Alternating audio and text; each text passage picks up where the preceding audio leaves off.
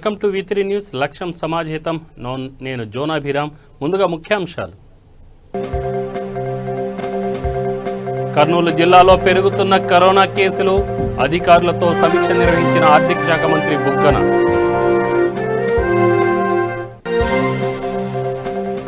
Visakha steel plant ప్రైవేటీకరణకు వ్యతిరేకంగా గళమెత్తిన BC సంక్షేమ సంఘం నేతలు.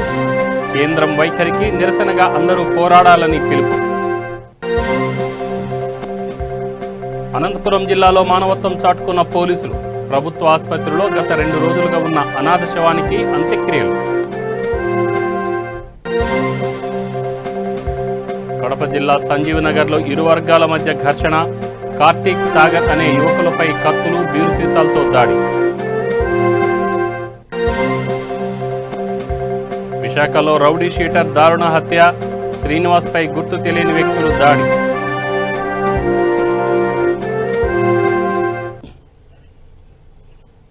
ఇక డీటెయిల్స్ చూస్తే, కర్నూలు జిల్లాలో కరోనా కేసులు పెరుగుతున్న నేపథ్యంలో ఆర్థిక శాఖ మంత్రి బుగ్గన రాజేంద్రనాథ్ రెడ్డి అధికారులతో సమీక్షా సమావేశం నిర్వహించారు. కర్నూలు స్టేట్ గెస్ట్ హౌస్లో జరిగిన ఈ భేటీలో కోవిడ్ కట్టడి చర్యలు, కోవిడ్ వ్యాక్సినేషన్పై జిల్లా కలెక్టర్లు, ఎస్పీ, జేసీలు, మున్సిపల్ కమిషనర్, జిల్లా అధికారులు, డిఎంహెచ్ఓ, ప్రభుత్వ ప్రైవేట్ కోవిడ్ ఆసుపత్రుల సూపరింటెండెంట్లతో మంత్రి సమీక్ష నిర్వహించారు. జిల్లాలో కోవిడ్ స్థితిగతులు, కోవిడ్ కట్టడి చర్యలు, వ్యాక్సినేషన్పై జిల్లా కలెక్టర్ జి వీరపాండ్యన్ మంత్రికి వివరించారు. ఈ కార్యక్రమానికి నంద్యాల ఎంపీ పోచా బ్రహ్మానందరెడ్డి, ఎమ్మెల్యేలు Thogaru Arthur, Hafeez Khan, doctor J Sudhakar, Kurnool నగర mayor BY Ramaiah, SP doctor K Fakirappa, జిల్లా అధికారులు హాజరయ్యారు.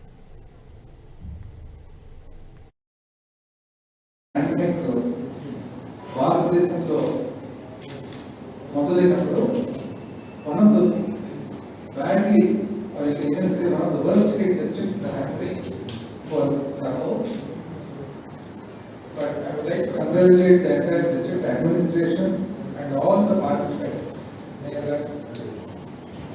this pandemic, because ఎంతో సమర్థవంతంగా ఎదుర్కొని ఎన్నో చాలా అంటే ఊహించని విధంగా ఏర్పడిన పరిస్థితులు కానీ పరిణామాలు కానీ కూడా ఎదుర్కొని one of the best hand districts గా మరి పేరుగాంచి, అదేవిధంగా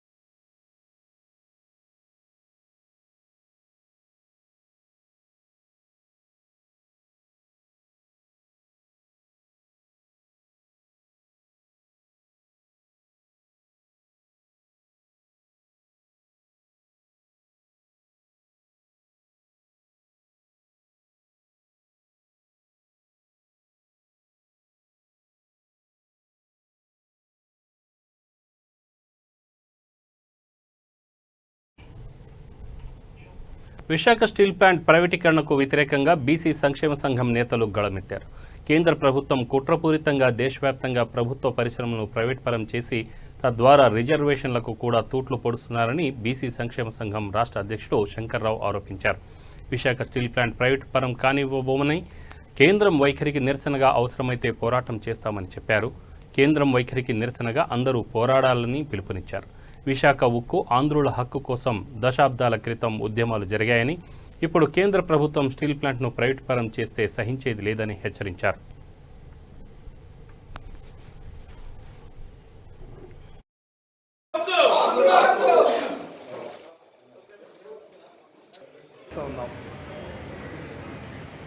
ఈరోజు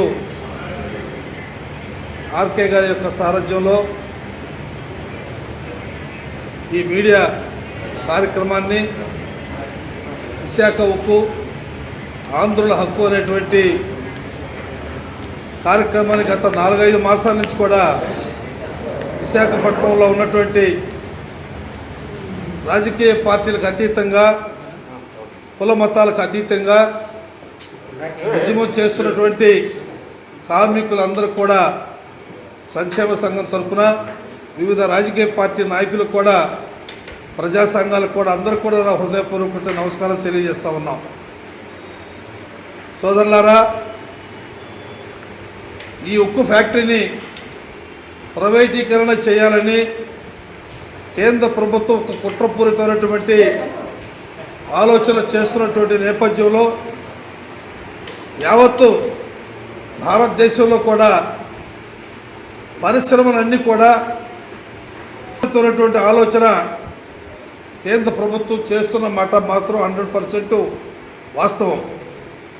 అదేవిధంగా ఈ రిజర్వేషన్ల ప్రక్రియను కూడా మెల్లమెల్లగా ప్రభుత్వ సంస్థలన్నీ కూడా ప్రైవేటీకరణ చేస్తే ఈ రిజర్వేషన్ వ్యవస్థను కూడా మూలాల దెబ్బ కొట్టే విధంగా కేంద్రం ఒక కుట్రపూరితమైనటువంటి ఆలోచన చేస్తున్నటువంటి పరిస్థితి. కొన్ని దశాబ్దాల క్రితం విశాఖ ఉక్కు, ఆంధ్రుల హక్కు అనేది ఎంతోమంది స్వాతంత్ర సమరయోధులు త్యాగాలు చేసినటువంటి ఫలితంగానే రైతులు, వేలాది మంది రైతులు కూడా ఈ యొక్క సంస్థకి భూములు ఇవ్వటంలో కానీ ముందుకు వచ్చినటువంటి వ్యక్తులందరూ కూడా ఈ రోజున వాళ్ళు ఏదైతే ఆశించారో ఆశించినటువంటి ఫలితాలు దక్కకపోగా ఈ వ్యవస్థనే ప్రైవేటీకరణ చేయటానికి పూనుకున్నటువంటి కేంద్ర ప్రభుత్వానికి మనందరూ కూడా తగిన రీతిలో బుద్ధి చెప్పాల్సినటువంటి అవసరం కూడా ఉంది.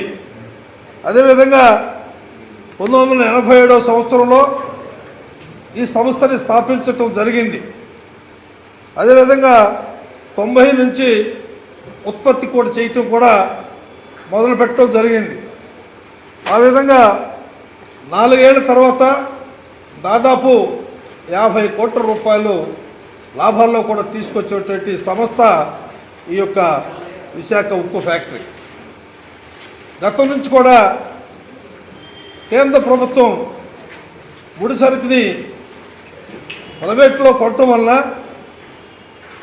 లాభాలకి రాకపోగా నష్టాలు కొన్ని జరుగుతూ ఉన్నాయి. కానీ కేంద్ర ప్రభుత్వం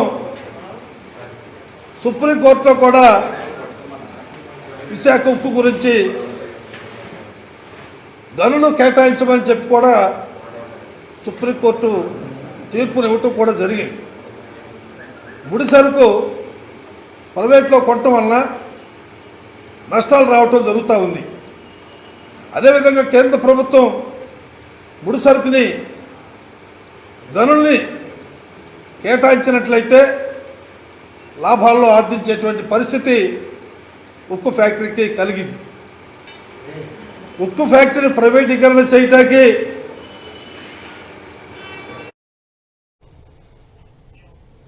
ఆంధ్రప్రదేశ్లో కరోనా మహమ్మారి తన ప్రతాపం చూపిస్తుంది.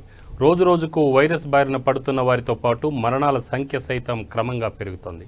ఈ నేపథ్యంలో తాజా పరిస్థితులపై సమీక్షించేందుకు మంత్రివర్గ ఉపసంఘం భేటీ అయింది. మంత్రి ఆళ్ల నాని సారథ్యంలో రాష్ట్రంలో కోవిడ్ నివారణ, పర్యవేక్షణ, వ్యాక్సినేషన్పై చర్చించేందుకు మంత్రివర్గ ఉపసంఘం సమావేశమైంది. రాష్ట్రంలో అందుబాటులో ఉన్న పడకలు, ఆక్సిజన్ లభ్యత, వైద్య నిపుణుల నియామకం తదితర అంశాలపైన చర్చించినట్లు సమాచారం.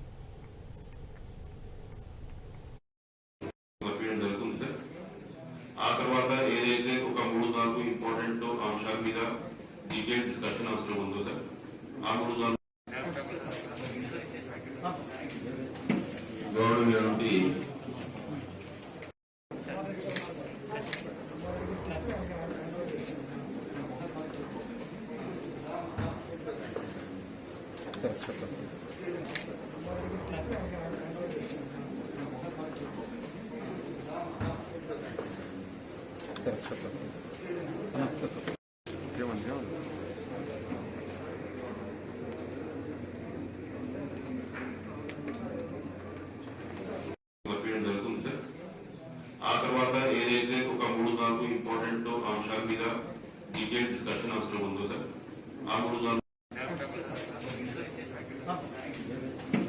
గౌరవనీయులైనటువంటి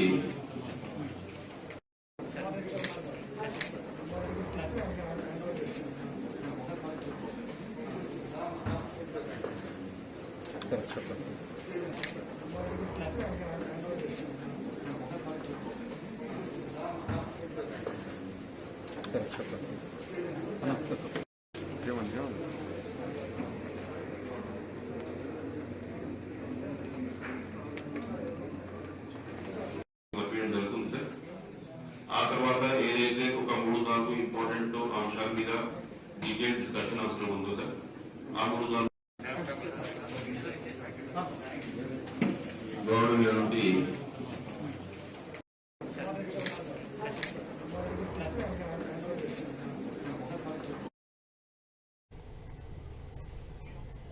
అనంతపురం జిల్లాలో పోలీసులు మానవత్వాన్ని చాటుకున్నారు. హిందూపురం పట్టణంలోని ప్రభుత్వ ఆసుపత్రిలో గత 2 రోజులుగా ఉన్న అనాథ శవానికి అంత్యక్రియలు నిర్వహించారు. One town inspector Balamaddileti, sub inspector Kareemulla, ముస్లిం సంఘం అధ్యక్షుడు ఉమర్ ఫారూక్ ఖాన్ మరికొందరు కలిసి జనరల్ శ్మశాన వాటికలో అంత్యక్రియలు చేశారు. ఉమర్ ఫారూక్ ఖాన్ మాట్లాడుతూ కోవిడ్తో మరణించిన అనాథలు, అభాగ్యుల పట్ల మానవత్వంతో ముందుకు రావాలని పిలుపునిచ్చారు.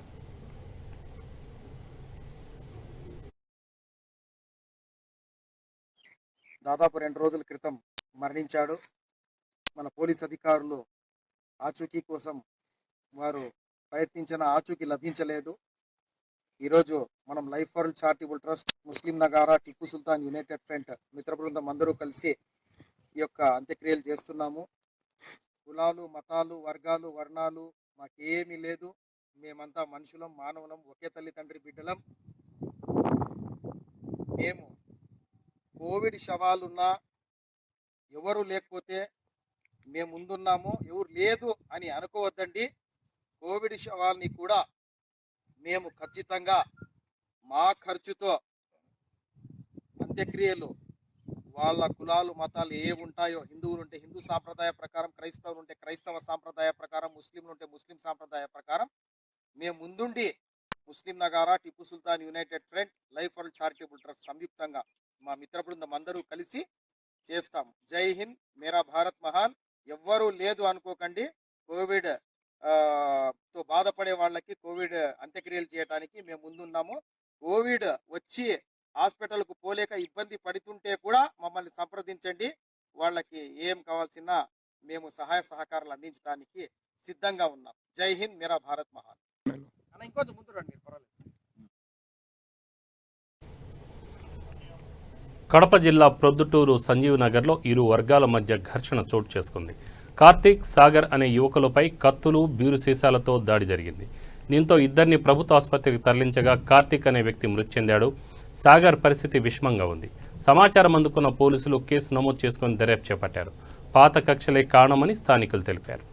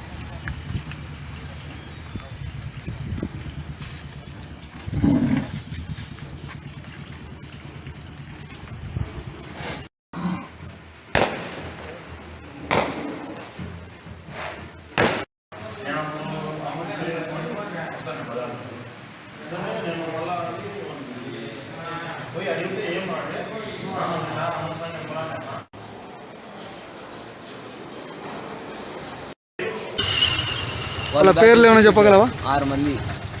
ఎవరు వాళ్ళ పేర్లు ఏమైనా చెప్పగలవా? వాళ్ళ పేర్లు వచ్చేసి కార్తీక్, శివ, పూన, వెంకటేష్, శివ, మోగమంచి శివ. వాళ్ళ ఇంట్లో వాళ్ళమ్మ.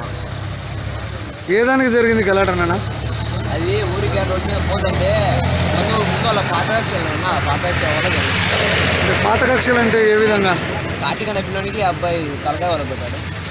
ఎవరు ఈ చనిపోయిన అబ్బాయి కార్తీక్ ఎవరికి తలకాయ పగలు కొట్టాడు? ఆ అబ్బాయికి పెద్ద కార్తీక్. అది మనసులో పెట్టుకొని జరిగింది. ఎన్ని గంటలకు జరిగింది? టైం అంతగా ఐడియా లేదు, నా వర్క్ చేసినప్పుడు. అంది స్పాట్లో మీరు ఉన్నారా? అవును, మీరు కూడా ఉండే సంజీవ్ నగరేనా? శనివారం మీ పేరు? పరమేశ్వరం.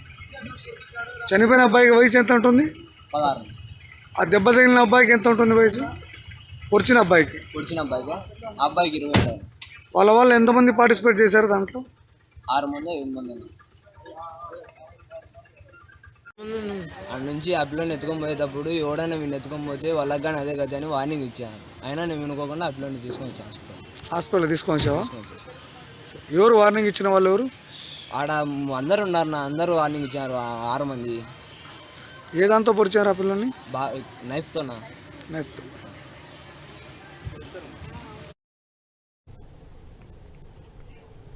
విశాఖపట్నం కంచరపాలెంలో రౌడీ షీటర్ శ్రీనివాస్ దారుణ హత్యకు గురయ్యాడు. శ్రీనివాస్పై గుర్తు తెలియని వ్యక్తులు దాడి చేసినట్టు సమాచారం. స్థానికుల సమాచారం మేరకు అక్కడకు చేరుకున్న పోలీసులు మృతదేహాన్ని స్వాధీనం చేసుకున్నారు. శ్రీనివాస్పై పోలీసు రికార్డుల్లో దొంగతనం కేసులు ఉన్నాయని తెలిపారు. హత్యపై కంచరపాలెం పోలీసులు కేసు నమోదు చేసి దర్యాప్తు చేపట్టారు.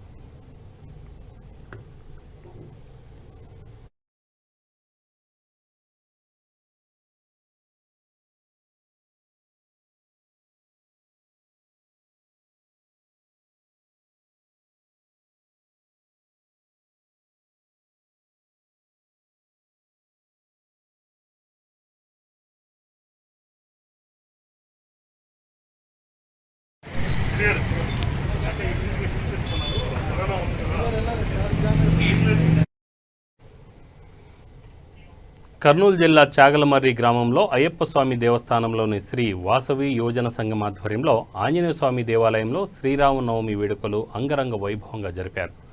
ఉభయదారులు ఆదవేని సుబ్బారావు వారి కుటుంబ సభ్యులు విచ్చేసి విశేష పూజలు చేశారు. పూజ అనంతరం తీర్థ ప్రసాదాలు, పానకం స్వీకరించారు. ఈ కార్యక్రమంలో వాసవి యోజన సంఘం అధ్యక్షుడు మేడ పృథ్వీనాథ్, ఉపాధ్యక్షుడు వినోద్ కుమార్, కోశాధికారి కూరపాటి జగదీష్, కమిటీ సభ్యులు తదితరులు పాల్గొన్నారు.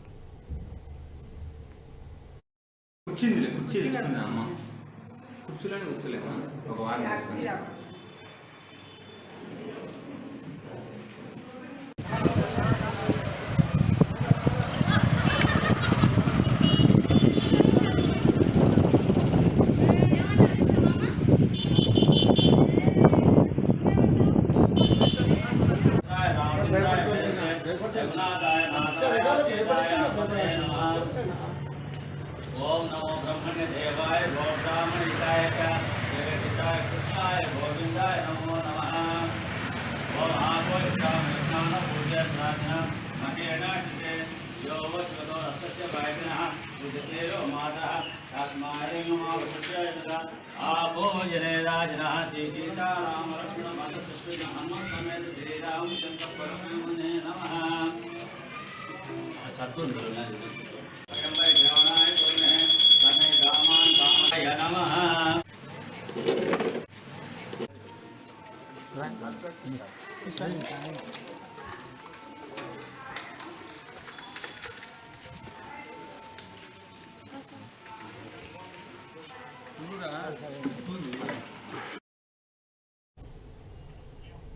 విశాఖపట్నంలో రెండో డోస్ వ్యాక్సినేషన్ కోసం అధికారులు ప్రత్యేక చర్యలు తీసుకుంటున్నారు.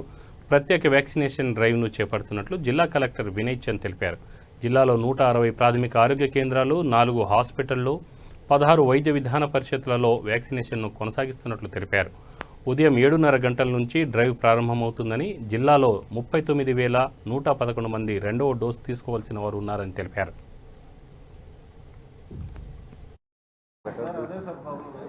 We will be cutting down the press meets now. ఏమన్నా జూన్ 32,352 మంది ఉన్నారు. కోవిషీల్డ్ సెకండ్ డోస్ తీసుకునేటువంటి వ్యక్తులు. కోవాక్సిన్కి వచ్చేటప్పటికి 6,759 మంది ఉన్నారు.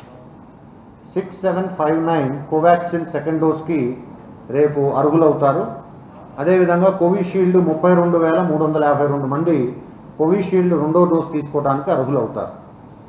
అయితే ఈ రెండు కూడా వేరే వేరే వ్యాక్సిన్స్. రెండింటికి కూడా ఫస్ట్ డోస్ ఏది తీసుకున్నారో సెకండ్ డోస్ అదే తీసుకోవాలన్న విషయం మీ అందరికీ తెలిసిందే. అందుకనే ఈ సెకండ్ డోస్ కావాల్సిన ప్రజలందరిది కూడా మనం అనాలిసిస్ చేసినప్పుడు కోవిషీల్డ్కి సంబంధించి ఉన్న వ్యక్తులందరూ కూడా జిల్లా వ్యాప్తంగా ఉన్నారు. అంటే అటు ఏజెన్సీ కానీ, ఇటు విశాఖ గ్రామీణ మైదాన ప్రాంతం కానీ, నగర ప్రాంతం కానీ మూడిట్లో కూడా డిస్ట్రిబ్యూట్ అయి ఉన్నారు. కాబట్టి వాళ్ళ కోసం రేపు ఈ కోవిషీల్డ్ వ్యాక్సిన్ 160 ప్రాథమిక ఆరోగ్య కేంద్రాల్లో కూడా వ్యాక్సినేషన్ చేపడతాం. 160 అంటే 36 ఏజెన్సీ ప్రాంతంలో ఉన్నటువంటి ప్రాథమిక ఆరోగ్య కేంద్రాలు, 47 మైదాన ప్రాంతంలో ఉన్నటువంటి, అంటే గ్రామీణ ప్రాంతమే కానీ మైదాన ప్రాంతాలు మనకి మాడుగులు కానీ, చోడవరం కానీ, నర్సీపట్నం, పాయకరావుపేట, యలమంచిలి ఈ ప్రాంతాల్లో ఉన్న వాటి 47 పిహెచ్సిల్లో కూడా మనం ఏర్పాటు చేస్తున్నాం. అదేవిధంగా పట్టణ ప్రాంతానికి వచ్చేటప్పటికి 72 పిహెచ్సిలు మనకి జీవీఎంసీలో ఉన్నాయి. 3 urban primary health centres Narsipatnam మున్సిపాలిటీలో ఉన్నాయి. 2 అర్బన్ పిహెచ్సిలు మనకి యలమంచిలి మున్సిపాలిటీలో ఉన్నాయి. కాబట్టి 77 కూడా మనం కోవిషీల్డ్ సెకండ్ డోస్ వేసుకోవడానికి ప్రజలందరికీ కూడా వెసులుబాటు కల్పిస్తున్నాం.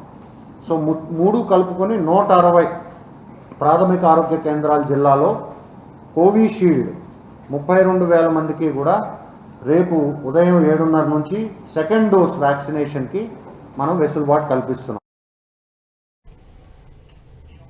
అనంతపురం జిల్లా పెనుగొండ నియోజకవర్గంలో జరిగిన శ్రీరామనవమి వేడుకల్లో మంత్రి శంకర్ నారాయణ పాల్గొన్నారు. శ్రీరామనవమి పండుగను అత్యంత వైభవంగా భక్తి శ్రద్ధలతో జరుపుకోవాలని, కరోనా నేపథ్యంలో ప్రజలంతా జాగ్రత్తలు పాటిస్తూ ప్రభుత్వ నిబంధనలకు అనుగుణంగా వ్యవహరించాలని కోరారు. సామాజిక దూరం పాటించాలని సూచించారు.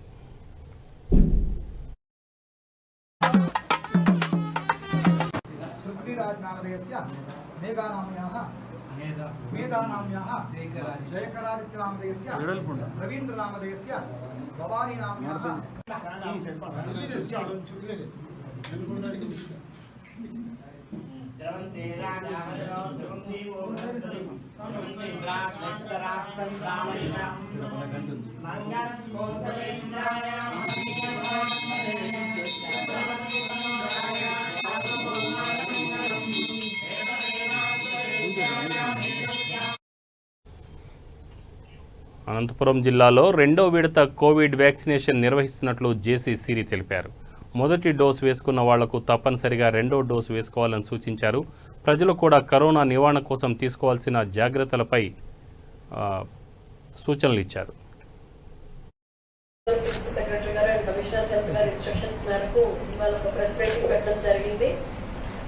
కోవిడ్ కేసెస్ రైజ్ అవుతున్న నేపథ్యంలో మనం తీసుకుంటున్న చర్యలు ఏంటి, ఎంత వరకు ప్రిపరేషన్ లో ఉన్నాము, ప్లస్ పబ్లిక్ ఏ ప్రికాషన్స్ ఫాలో అవ్వాలి, ప్లస్ వాళ్ళ కోఆపరేషన్ చాలా వరకు దీంట్లో నీడెడ్. కాబట్టి ఈ ప్రెస్ బ్రీఫింగ్ పెట్టడం జరిగింది. సో 2 ఇష్యూస్ మీద మెయిన్ గా ఈ ప్రెస్ బ్రీఫింగ్ అండి. ఒకటి, రేపు అంటే 22వ తారీఖు వ్యాక్సినేషన్ ఓన్లీ సెకండ్ డోస్, అంటే ఫ్రంట్ లైన్ వర్కర్స్ కి, హెల్త్ కేర్ వర్కర్స్ కి, పబ్లిక్ కి, ఈ ముగ్గురికి కూడా, అంటే 45 ఏళ్ళు పైబడిన వాళ్ళకి, 60 ఏళ్ళు పైబడిన వాళ్ళకి, ఇప్పుడు front line workers, health care workers కి మనం ఫస్ట్ డోస్ వేసుకోవడం జరిగింది ఇంతవరకు. సో ఫస్ట్ డోస్ వేసుకున్న వాళ్ళు, ఫర్ ఎగ్జాంపుల్ కోవాక్సిన్ వేసుకుంటే 4 to 6 వీక్స్ లో సెకండ్ డోస్ వాళ్ళు వేసుకోవాలి. కోవిషీల్డ్ వేసుకుంటే 6 to 8 వీక్స్ టైంలో సెకండ్ డోస్ కోవిషీల్డ్ వేసుకోవాలి. కాబట్టి పబ్లిక్ జాగ్రత్తగా ఇది గమనించాలండి. సో ఎవరు కోవాక్సిన్ వేసుకుంటే మళ్ళీ సెకండ్ డోస్ కోవాక్సిన్ వేసుకోవాలి, ఎవరు కోవిషీల్డ్ వేసుకుంటే సెకండ్ డోస్ కోవిషీల్డ్ మాత్రమే వేసుకోవాలి. దయచేసి అది వేసుకునేటప్పుడు డాక్టర్స్ చెక్ చేస్తారు, పబ్లిక్ గా మీరు కూడా ఒకసారి అది చెక్ చేసుకోవాల్సిందిగా కోరుతున్నాను. అది రేపు ఒక డ్రైవ్ మోడ్ లో సెకండ్ డోస్ మాత్రమే వేస్తున్నాము. ఫస్ట్ డోస్ కోసం దయచేసి పబ్లిక్ ఎవరు కూడా రావద్దు. ఫస్ట్ డోస్ రేపు వేయట్లేదు. దయచేసి ప్రింటెడ్ ఎలక్ట్రానిక్ మీడియా వారికి కూడా.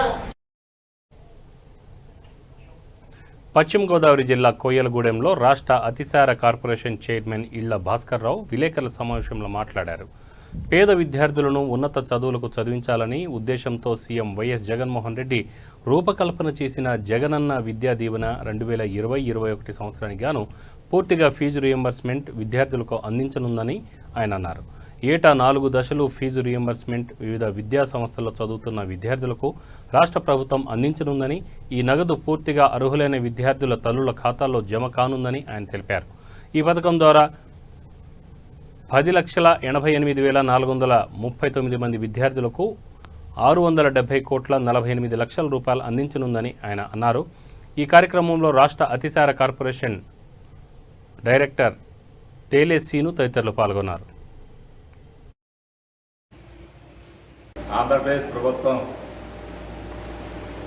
జగనన్న ముఖ్యమంత్రిగా జగనన్న విద్యాదీవెన మరి 19వ తారీఖున 2020-21 సంవత్సరం తొలి విడత 10,88,439 స్టూడెంట్స్కు వారి తల్లుల ఖాతాలో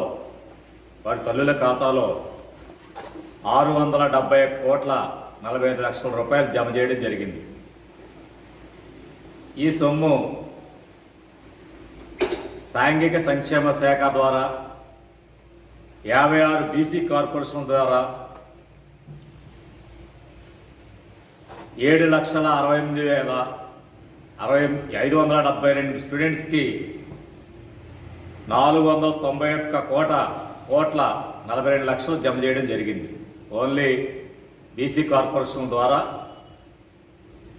491,42 కోట్ల రూపాయలు జమ చేయడం జరిగింది. మా అతిరాస కార్పొరేషన్ ద్వారా 1,021 మందికి స్టూడెంట్స్కి వారి తల్లుల ఖాతాలో 52 లక్షల రూపాయలు జమ చేయడం జరిగింది. మరి విద్యా దీవెన అనే కార్యక్రమం ఫీజు రీయింబర్స్మెంట్, పూర్తి ఫీజు రీయింబర్స్మెంట్ ఇది మొదటి దఫ. ప్రతి 3 నెలలకు ఒకసారి ఇదే విధంగా తల్లుల ఖాతాలో వేయడం జరుగుద్ది. ఇదివరకైతే చంద్రబాబు నాయుడు గారు ఆ కాలేజీలకి ఆ ఫీజు రీయింబర్స్ ఇచ్చేవారు. ఆయన కూడా ఆయన దిగే సమయానికి 1,882 కోట్ల రూపాయలు బకాయితో కాలేజీలకు బకాయిలో ఉండడం జరిగింది. ఆ బకాయి అంతా కూడా ఫీజు రీయింబర్స్ బకాయి అంతా కూడా జగన్మోహన్ రెడ్డి గారు వచ్చిన తర్వాత ఏ కాలేజీలకు ఎంత ఇవ్వాలో వారందరికి కూడా ఇవ్వడం జరిగింది. మరి అదేవిధంగా ఇప్పుడు ప్రతి పిల్లవాడు చదువుకోవాలనే ఉద్దేశంతో ఈ ఫీజు రీయింబర్స్మెంట్ పెట్టి వారు భవిష్యత్తుకి పునాది వేయడం జరిగింది.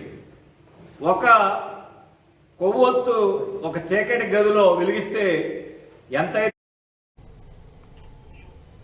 శ్రీరామనవమి పర్వదినాన్ని పురస్కరించుకొని తిరుమల శ్రీవారి ఆలయంలో ఘనంగా ఆస్థానం నిర్వహించారు. సీతారామ లక్ష్మణ సమేత హనుమంతుల వారి ఉత్సవాలకు సనపన తిరుమంజనం వైభవంగా జరిగింది. రాత్రి 7 గంటలకు హనుమంత వాహనాన్ని ఊరేగించి 10 నుంచి 11 గంటల మధ్య బంగారు వాకిలి వద్ద శ్రీరామనవమి ఆస్థానాన్ని శాస్త్రోక్తంగా నిర్వహించారు. 22వ తేదీ రాత్రి 8 నుంచి 9 గంటల మధ్యలో బంగారు వాకిలి వద్ద శ్రీరామ పట్టాభిషేక మహోత్సవాన్ని నిర్వహిస్తారు. శ్రీరామనవమి సందర్భంగా స్వామివారిని పరిమిత సంఖ్యలో భక్తులు దర్శించుకున్నారు.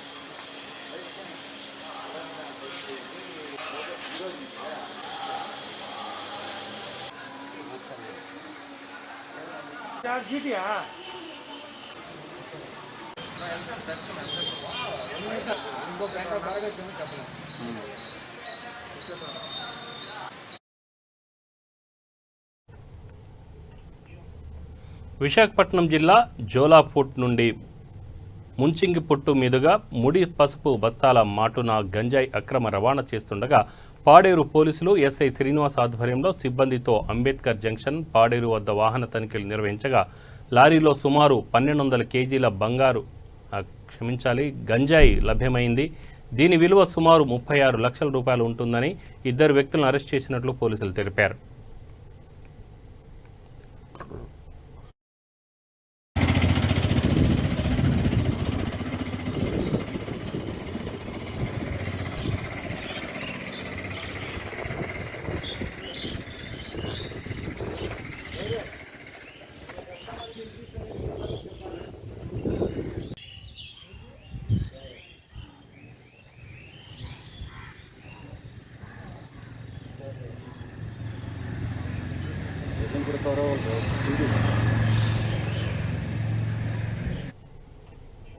బులెటిన్ ముగించే ముందు ముఖ్యాంశాలు మరొకసారి.